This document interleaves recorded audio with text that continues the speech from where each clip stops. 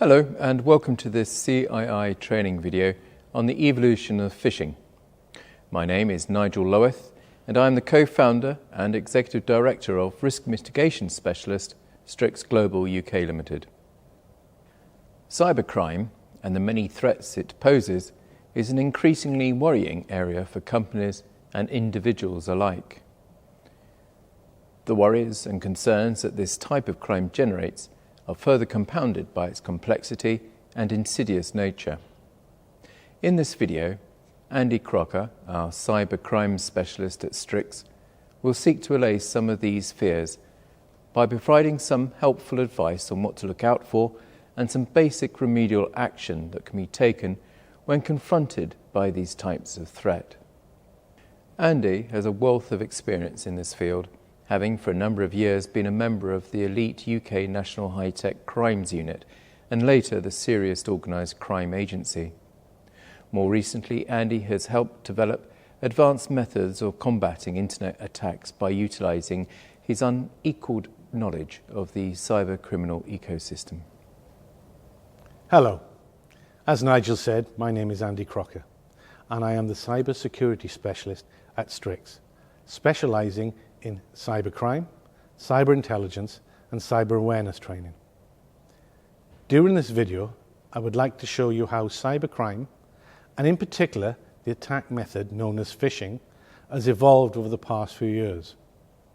We will look at how cyber criminals are deploying more and more sophisticated methods of attack to try and steal your data, whether it's your company secrets, such as a client list or customer banking details, or your personal, private, financial information.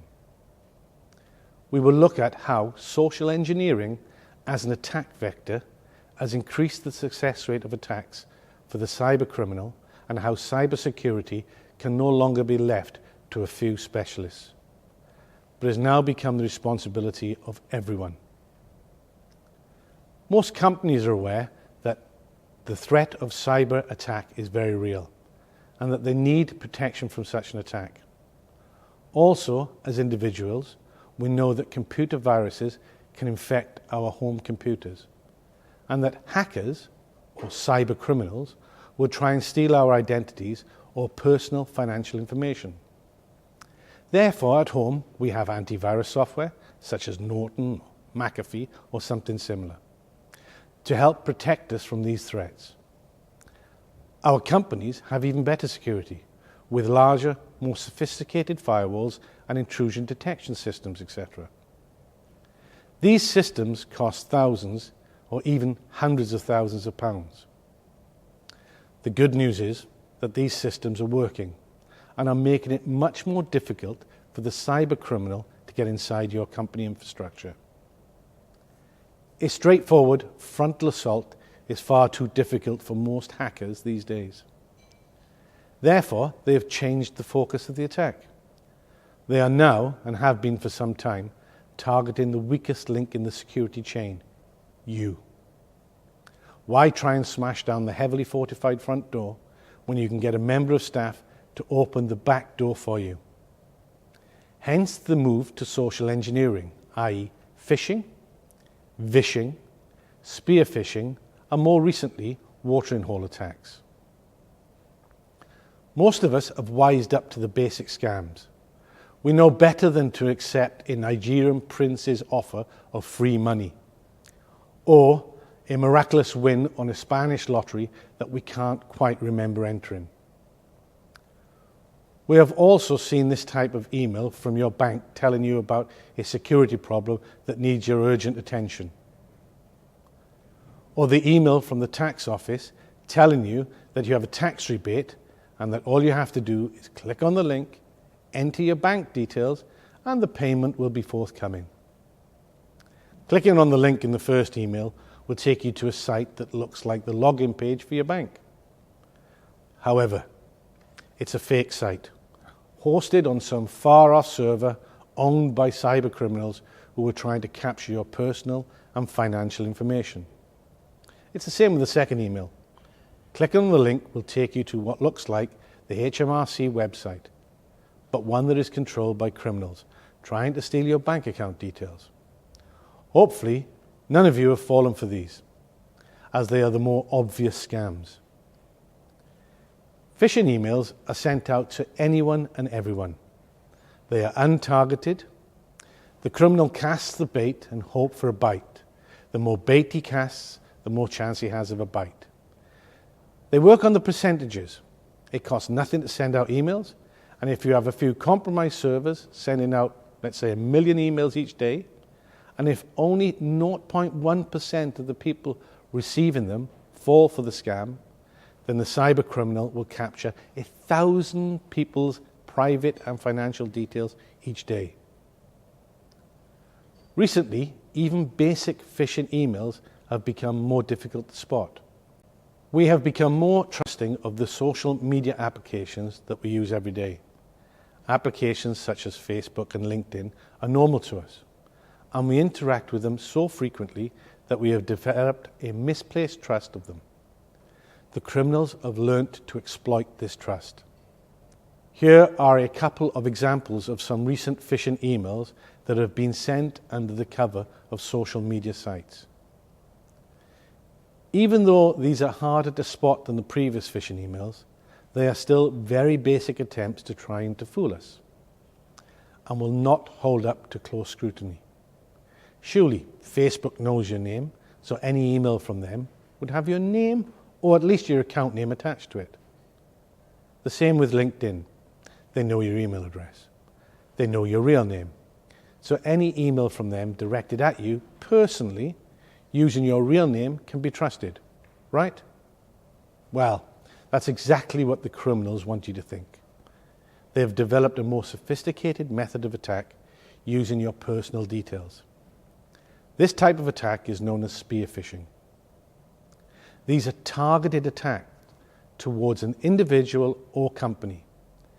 The attacker gathers personal information about you and then constructs an email that appears to have come from a trusted source and contains your personal details. People are more willing to trust this type of email. Therefore, spear phishing has a far higher success rate than normal untargeted phishing attacks. In fact, in a recent survey carried out by the security company Trend Micro, they state that a whopping 91% of data breaches begin with a spear phishing email. But how will they find out personal information about me? Well, how much do you think is out there on the internet about you already?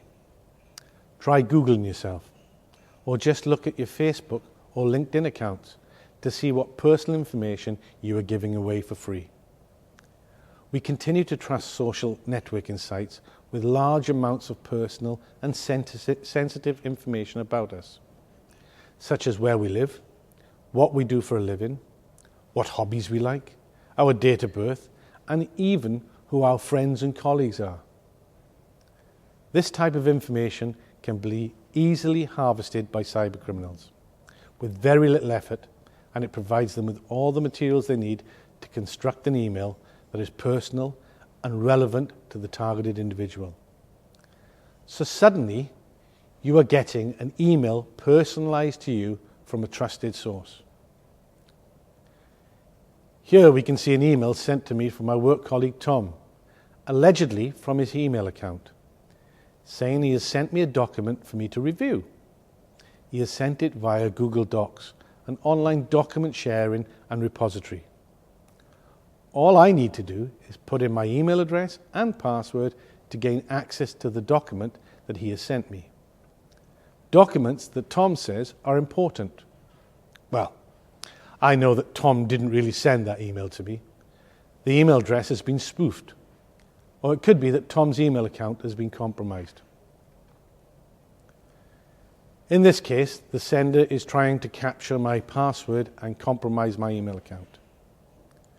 In other types of spear phishing emails, the cybercriminal is trying to entice me, the receiver of the email, to click on a fake link to a website that contains malware, or for me to download an attachment from the email.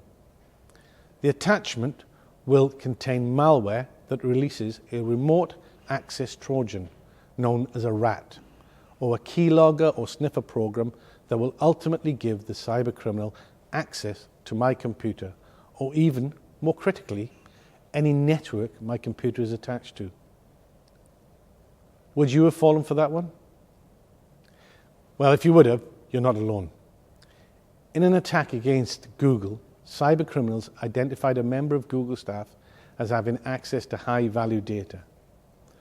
The criminals then monitored the staff member's online activity, gathered a great deal of personal information via social media sites about him.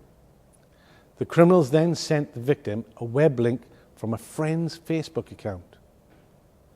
The web link was to an infected website that placed malware onto the victim's computer.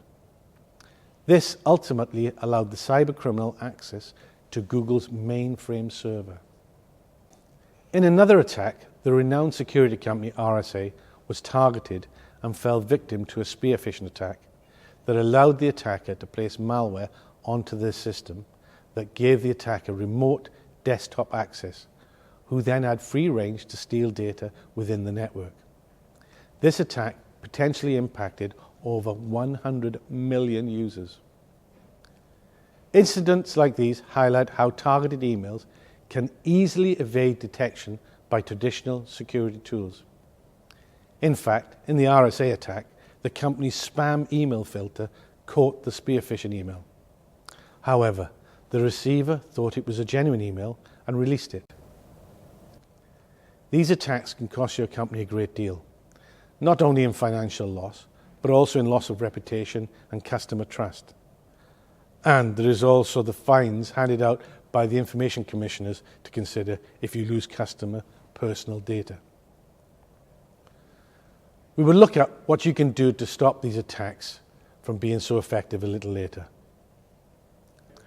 Let's now look at another type of phishing or social engineering attack that doesn't use emails. It's called phishing. The introduction of voice over IP or VoIP, criminals can now make calls anonymously and for free. They therefore now also use this media to try and scam us. Have a listen to this phone call.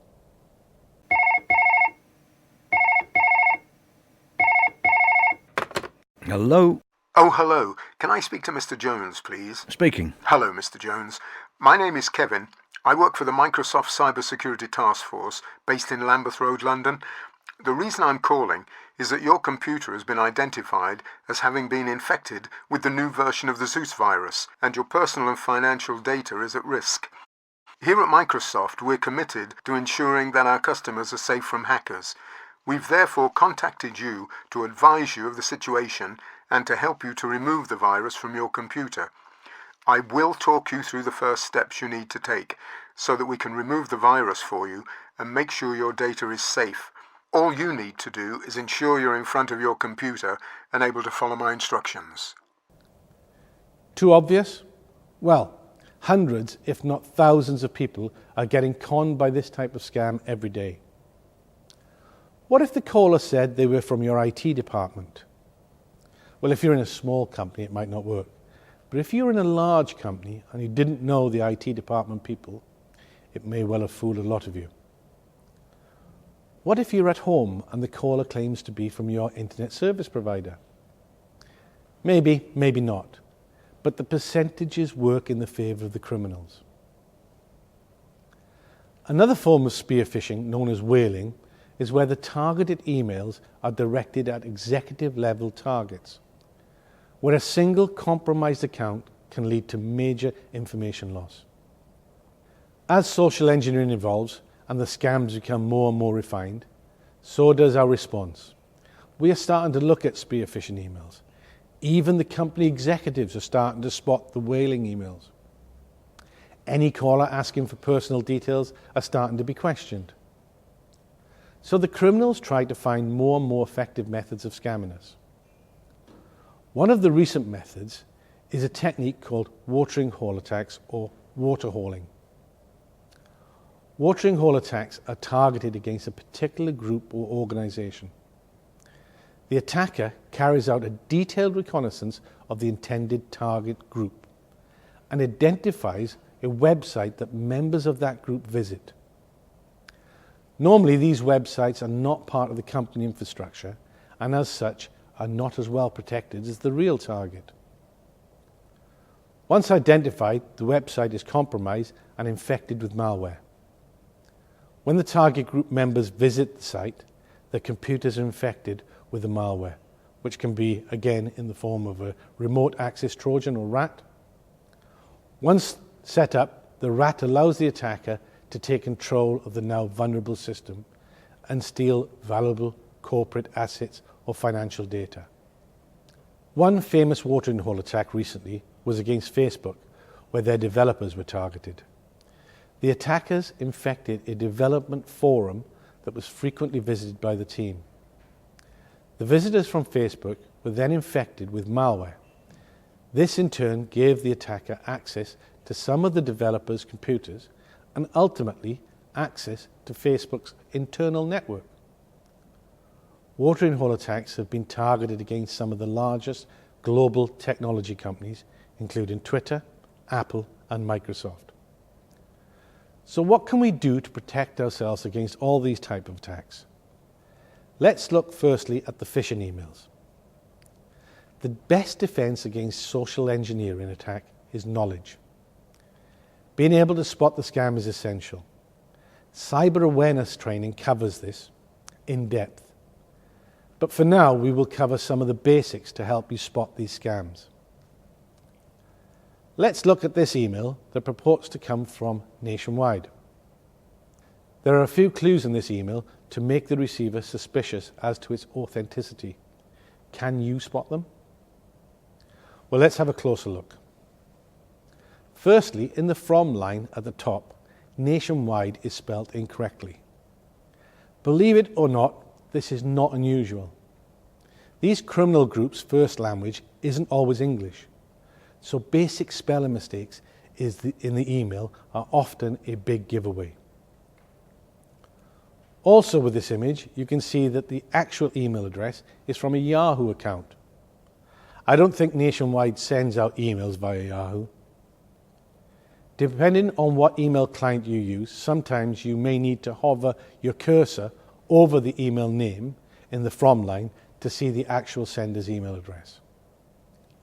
And if you know how to locate the full headers of the email, you can also check the IP address of the real sender.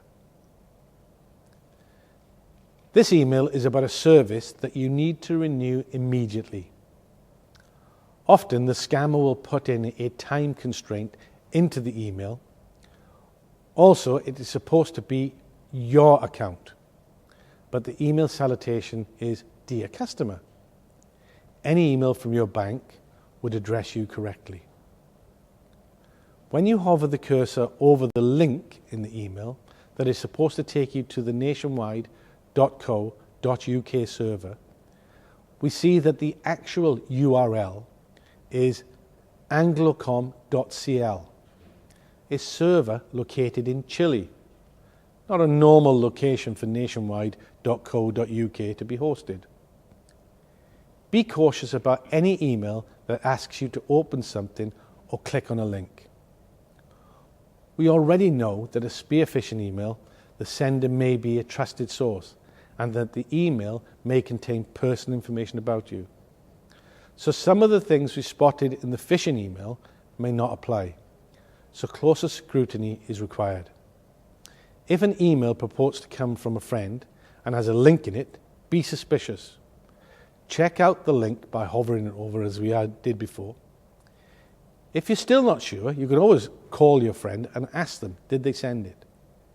Never just click on the link or open the attachment, especially if you weren't expecting the email. His or her account may have been compromised and they may not even know what has happened. The most important thing in spotting a spear phishing email is to use your common sense. Be suspicious about emails. Don't take everything on face value. Knowledge is the key here. Keeping yourself and your staff up to date on the latest scams will help you spot them when they arrive at your email inbox.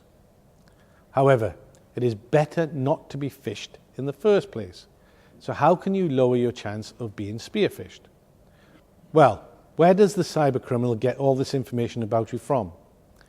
As we've already discussed, They get it mainly from social networking sites like Facebook, LinkedIn, Twitter, etc. You and your staff should consider what you put out there. Don't make it easier for the cyber criminal to gather information about you. Here are a few things you should never put on social media sites. Your address, your date of birth, your holiday schedule, details about your computer/network, especially the company system, any private details a criminal could use, firstly to steal your identity and secondly to make you believe that phishing email is genuine, should not be put on. Watering hole attacks are far more difficult to spot. You are directed to the site you wanted to go to. You just don't know that that site has been infected with malware. So what do? Normal computer housekeeping rules apply here. Make sure your computer is patched and up to date. Have current up-to-date antivirus software running on your computer. Ensure that your browser is fully patched and up to date. Be vigilant and investigate suspicious computer incidents. If you think you've been compromised, report it immediately. Well, that's all we'll cover in this short video. We have looked at phishing and spear phishing emails. Phishing emails are sent out to everyone and anyone. They are untargeted. They are normally quite easy to spot.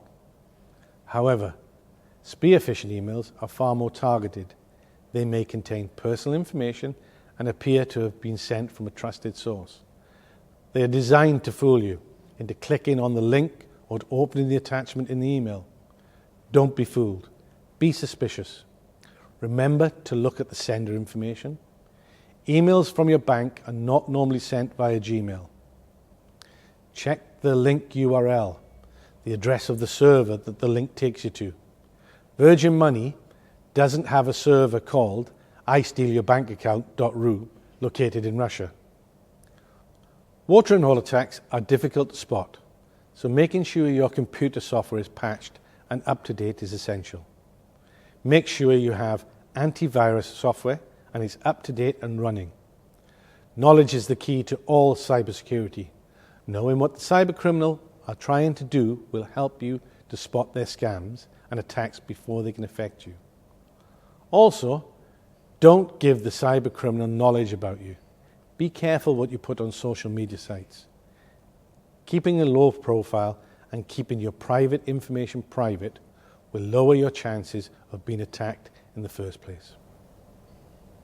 So, in summary, when on the internet, at home or at work, it is important to bear in mind that you are potentially in a hostile environment, and so it is therefore important for you to have what security experts call situational awareness.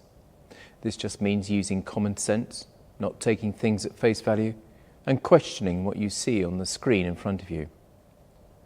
I hope you found this presentation helpful. If you would like any further information, I can be contacted on nigel@strixglobal.co.uk. Thank you very much for your time. Goodbye.